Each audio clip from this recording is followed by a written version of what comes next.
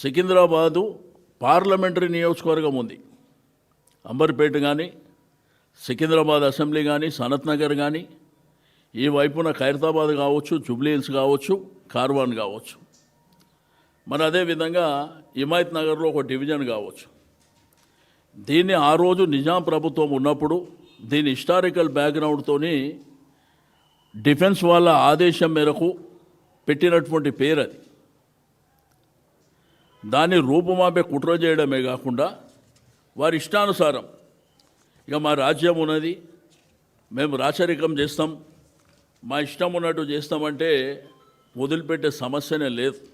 టెంపరవరీగా మీరు ఉంటారు, ఇంకా 3 ఏళ్ళే. 7 ఏళ్ళ కాలంలో కూడా మా ఇష్టానుసారం చేస్తారంటే ఇక్కడ ఎవరు ఊరుకునే పరిస్థితులు లేరు. సికింద్రాబాద్కు ఒక ఘనమైనటువంటి చరిత్ర ఉంది. అక్కడనే కార్పొరేషన్ ఉన్నది, ఆల్రెడీ జిహెచ్ఎంసీ కార్పొరేషన్ ఉంది అక్కడ. దీని హిస్టారికల్ బ్యాక్గ్రౌండ్ని పక్కన పెట్టి సికింద్రాబాద్, ఇప్పుడు మల్కాజిగిరి అనేది ఒక గ్రామం, సైబరాబాద్ అనేది ఒక గ్రామం, శంషాబాద్ అనేది ఒక గ్రామం.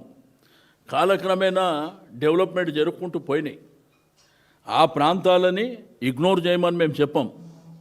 కానీ చరిత్ర ఉన్న సికింద్రాబాద్, హైదరాబాద్లో ఎవరు వచ్చినా జంట నగరాలు, నిన్న శ్రీధర్ బాబు గారు పదే పదే జంట నగరాలు అని మాట్లాడండి. జంట నగరాలు ఏవి? సికింద్రాబాద్, హైదరాబాద్ కలిస్తే జంట నగరాలు. ముఖ్యమంత్రి గారికి ధైర్యం ఉంటే హైదరాబాద్ పేరు తీసేయమని చెప్పు. అట్లా కాకుండా మీ ఇష్టానుసారం చాలా పెద్ద కార్యాచరణ చేపట్టబోతున్నాం. దీంట్లో 17వ తారీఖు నాడు ప్రారంభం. ఆ తర్వాత రైల్వే స్టేషన్ సికింద్రాబాద్ రైలు రోకో కార్యక్రమాలు ఉంటాయి, నిరార దీక్షలు ఉంటాయి.